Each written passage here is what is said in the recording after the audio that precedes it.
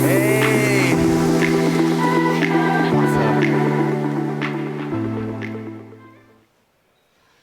Damn, I used to look very young. Yeah. So, hello everyone. I hope you guys are having a good day. Grab a pretzel, sit down, and let's go through this talk. So today, I'll be presenting, to be specific, how cross-chain native dApps will create the future of Web 3.0. So, let's see. Oh, can I go to the next slide, please? Yeah. So this is today's agenda. First, I'll start with the problem statement. What's the major problem we have right now with the entire Web 3.0 ecosystem? What do we need to solve this? Let's put everything together into one solution, which is what Astar Network is trying to do, create the innovation hub on Polkadot Network, and conclude with a bit of a surprise announcement for everyone. This is our team member. I am the CTO of Astar Network, and at the bottom we have our team members attending this conference. So if you meet these guys, please say hello. We don't bite, unless if you want to. Like, it's a bit weird, but I don't judge. And let's get started. So, first, what is the problem here that we're trying to address? See, the entire Web 3.0 ecosystem is stagnating if it's not dying. See, during the early years of blockchain, we get to see so many different innovations popping up everywhere. You get to see layer 2 network or Lightning Network. You get to see plasma layers. You see multi-signature wallets that's happening up in the early age. We see DeFi's for the first time. It seems so revolutionary. But when you make the same joke over and over again, it gets a little bit tired, right? Now we're putting Phi on everything. And which is interesting, but when the only value proposition is questionable, you start to wonder, like, what's really going on here? Why aren't we seeing new stuff? In the blockchain layer, we do see a lot of new projects popping up, especially in the Polkadot space. Here, we have so many different parachains with so many great features, but are we seeing the same innovation happen in the dApp level? Now, the entire industry is old enough to drink, and I can make that joke because I'm talking in Berlin right now. And it's already getting a bit stagnating. So what are the factors that are contributing to this stagnation? Well, for one, we have tribalism, very rampant in this industry. We all know that every network has its unique value proposition, or at least it requires some sort of reason to justify itself being here. And yet people are still maximizing certain networks. They're trying to push one network, their network, apes together strong, great. But if we can work together, and accept that difference, I think we can do something much bigger. Another problem is the learning curve within this industry. Blockchain it's a very hard topic. Making a smart contract is hard. Trying to grasp the concept of a decentralized application is very foreign to so many people. Another problem is we don't see enough fresh ideas coming up.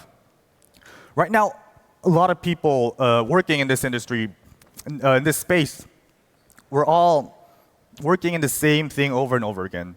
We're seeing each other working in a different company, but we don't see people coming from a Web 2 space.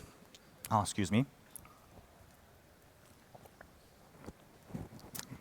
Much better. So yeah, lack of fresh ideas. It's a problem. Another problem is incentivization. How can you incentivize projects? What is the business model for decentralized application? If you want it to be truly decentralized, you would generally go for a token sale. But token sales are just once. It only happens at that moment. And it's kind of like a crowdfunding mechanism more than a business model. And also, if someone is purchasing a project's token to support them, tokens are not really stocks. You're not directly supporting the project just because you buy their tokens. That's like saying I'm supporting Leonardo da Vinci because I auctioned Mona Lisa. It doesn't really work that way. Another problem is interoperability. Right now, when we're communicating with another blockchain, we would generally go through a bridge. Those are trusted third-party providers, and they do come up with very clever ways to secure the system to an extent. However, when it comes to what we're actually bridging, it's still limited to assets. Can we really bridge something that aren't just tokens? Can we bridge something that matters? And finally, security is an issue. And as I mentioned with the bridges, it's within the same blockchain layer. You can make transactions in a trustless way. But if we're talking about interchain communication, then that becomes a problem. How can we trust this bridge to not mess up? Well, to be honest, a black box, really difficult, and this makes it difficult for projects to rely on that interoperability. Yes. Yep. So because of this, the world sees blockchain technology as a solution for a problem that doesn't exist. And for me, I don't think that's a huge issue in the sense that we're making a technology that's looking for a problem. Because, I mean, Twitter makes more problems than it solves. It's still here. Internet is more of a mass technology, and it is what it is. It's not here to solve one problem. And same with blockchain. It is a technology that we can leverage, we can use to make something better. So it doesn't have to be a solution for something. But the problem here is when projects are not creating sustainable value to it or being innovative, when they're rehashing the same thing over and over again. This will become a huge problem because utility in dApps, it's not a requirement for success. Now, projects are actually incentivized to not innovate. I mean, why would you be creative, make something new, if you can just fork an existing project, deploy it again, add a new icon, make a new UI, change the animal that it represents. Instead of an ape, just call it a lion or whatever. Then that way you can make millions, right? Easy money. But where is real value coming from, right? We're just seeing the same thing over and over again. And here, if dApps can only attract new users and new community through numbers. And here, when I say numbers, I'm referring to numbers like TVL, APY. If that's the only thing that they can use as a competitive advantage over others, then we're seeing a race to the bottom. Because now we get to ask ourselves, where is that APY coming from? Where is that TVL coming from?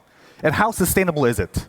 And of course, I'm not trying to say that the Astar is squeaky clean, because we also understand how unsustainable this is. And that's the reason why we want to solve it. And how can we solve this? So first, let's talk about what we really need. What are the technologies that are available to us to make an innovative ecosystem? Well, first thing, we need a new and superior smart contract language. With Solidity and EVM, there are inherent technical limitations that prevents them from making complex use cases. And it's also very easy to just rip off something that already exists, because everyone who programs in Solidity only programs specifically for blockchains. We're not seeing fresh ideas. We're not seeing people coming from new spaces here. And it's also Solidity syntax, not the best language. I never seen people wake up in the morning and be like, oh, I'm going to program Solidity. To be fair, no one says that for any language, but you get my point. Second part, a reliable method of interoperability. So right now, as I mentioned, bridges are still trusted third parties. And you can only bridge assets. So how can we really create this reliable method of interoperability where projects can have cross-chain functions in mind? Imagine what we can create if we had that capability. Instead of having to see if this makes sense or not, every bridge will have to have a new token symbol. And that's so complex, right?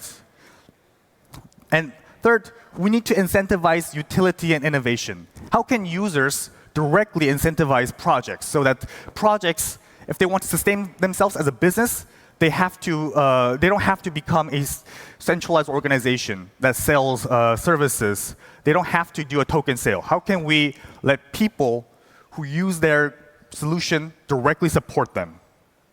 So let's go with the first one, superior smart contract. WASM, WebAssembly, is a better smart contract environment than Solidity and EVM. Solidity is a language, EVM, the runtime environment. Because, first, what is WebAssembly? It is a sandbox environment, a stack-based virtual machine that is backed by industry leaders like Apple, Google, Mozilla. They're all putting a lot of money and technology into this, which is why would we want to do this? Because WebAssembly is a virtual machine within a browser that allows you to execute code in a native level. And it is interoperable with different systems. And for blockchains, this is a godsend because now with Substrate, we have the contracts palette. And the best thing about WebAssembly is because it's a common sandbox and instruction, you can use various languages to compile down into WASM binary.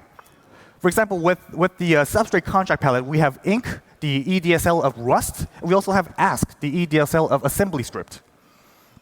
So with this, we can encourage people to create something new because they can use languages that are not just specifically for smart contracts. They can leverage the language that they're more used to. And we can see more applications, something that's more high performance, also something more complex than what we already have. Next, second part, reliable interoperability, XCM and XCMP, of course. I cannot be here without saying this, and for a good reason, because XCMP is a generic message instruction for cross-chain communication. And what's really powerful here is that XCM, within Polkadot, XCMP specifically, the communication is facilitated by the Polkadot validators, meaning that it is as secure as Polkadot itself. And it has native performance. Parachains have native integration with it. And it is cheap, fast, just amazing. And specifically when it comes to parachains, you're not just bridging assets here, because, as I said, it's a generic message passing protocol instructions. So what you can do is you can actually pass features. You can call an extrinsic from your chain to another through XCMP. And in fact, we actually did that recently with Astar Network, our sister network of Astar Network in Kusama, in order to extend our parachain slot after the first lease period was over. Instead of going through the governance process, we called the slot swap function from our network to Kusama relay chain. And that is just one simple use case, which we'll see more applications as this message protocol evolves. And lastly, how can we incentivize innovation? In Astar Network, we have a custom module called dApp staking. So what you can do is users can stake to a smart contract, and the developers will earn a passive income based on the amount they're staked. In other words, we are trying to create a decentralized incentivization mechanism for projects who are creating something that provides value to its users. So the developers doesn't have to necessarily go through a token sale or become a centralized organization to sustain themselves. And the mechanism is quite simple. We have, if you go to portal.astar.network, you'll be able to see the dApp staking portal. But everything is everything is on-chain. And right now it is still in progress. So we do expect to see more evolution coming up, upgrades coming up to this module. But generally, you see a list of dApps that are deployed on Astar Network, and users can use that dApp, see if it's something that they want to see more, they support, and they can stake to it. So let's put everything together into a single solution here. See, the thing is, I feel like the greatest asset of Polkadot ecosystem is its diverse parachains. It's not the technology that we have, although, of course, that's a huge part. But it's all the parachains that are here and that are watching online. And Astar Network, we want to bring the power of parachains to the hands of developers and enable developers to create dApps that has cross-chain function in mind. And how can we do this? Well, see, with WASM, specifically the contract palette and substrate, has native types similar as substrate, and we can use chain extensions, which allow smart contracts to directly call custom XCM instructions and leverage the power of other parachains directly through our network. And because Astar Network has the dApp staking mechanism, we encourage people to create user-facing use cases so that the developers can be incentivized for their work. So one simple example you can think of is a privacy transaction dApp with Manta. Manta is a privacy parachain. They have ZK zero-knowledge proof for hiding their transactions. And we can use XCM to simply transfer to Astar from their network and back and forth. So we have like a shielded balances there. The thing is, we can create a hybrid lending protocol with Centrifuge, Akala, and Kilt. Centrifuge is a parachain that leverages real-life assets into DeFi world. And here, we can use Kilt, which is a decentralized identity network, a trust layer within the Polkadot ecosystem, and use Kilt DID for KYC, Centrifuge's real-life assets, trade them with Akala's AUSD. Now let's get a little bit more complex here. Turn is a composable smart contract network which incentivizes developers based on smart contract calls.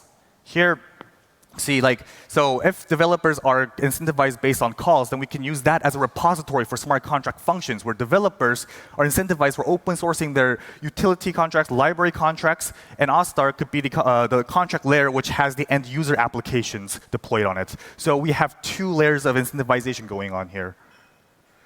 Next, the universal NFT marketplace. So as you know, if you're in the substrate ecosystem, the NFT space is really confusing because we have so many standards. We have PSP34, we have ERC721, we have ERC1155, we have the Uniques palette, NFT palette, and we also have the actual unique network and Affinity network with their own properties. But how can we have a single marketplace that allows people to trade them? Well, what if we can create a controller contract that shares the same interface as a generic NFT contract and use the remote transfers? So if you have ownership changes within Astar, that will be reflected on their network, meaning that people can still trade NFTs, sell them, auction them out, but still being able to maintain its properties. So let's conclude. As I said, the problem here is that we're not seeing enough innovation in this ecosystem. And if we don't do something about it, I feel like we're going to be heading downwards a lot. And it's really difficult to program smart contracts. It's really difficult to really leverage everything here. We don't see new ideas coming up. And there is no good incentivization mechanism. And how can we solve this? In Astar Network, we solve it by using WebAssembly smart contracts to allow users to leverage the XCM palette directly and create chains or dApps that has cross-chain functionality in mind, dApp staking to incentivize people to create something that actually provides value for the users. Yep, and this is how we are aiming to create the innovation hub of Polkadot Network and to create a better Web 3.0 with everyone here in this space watching from front and people who want to be in this space by giving them the power. And before I end, one more thing, a very big announcement here. So starting from now, Shiden has deployed the WASM contract palette. So Shiden became the first public parachain to support both EVM and WebAssembly smart contracts. Now you can just go to our website, use it right away, and I'm really excited to see what projects will come up. Now, thank you. And I'll end it with a good quote here. Alone we can do so little, but together we can do so much. So let's work together, right? All right, and of course, just like everyone else, we're hiring too. It's really hard to find good people, but it's great to see a lot of good people here. So yes, I am really excited to see what kind of new ideas you can find. Yep. If you're interested, please contact us or our team members. You can send us an email, info@astar.network. And yeah, thank you so much.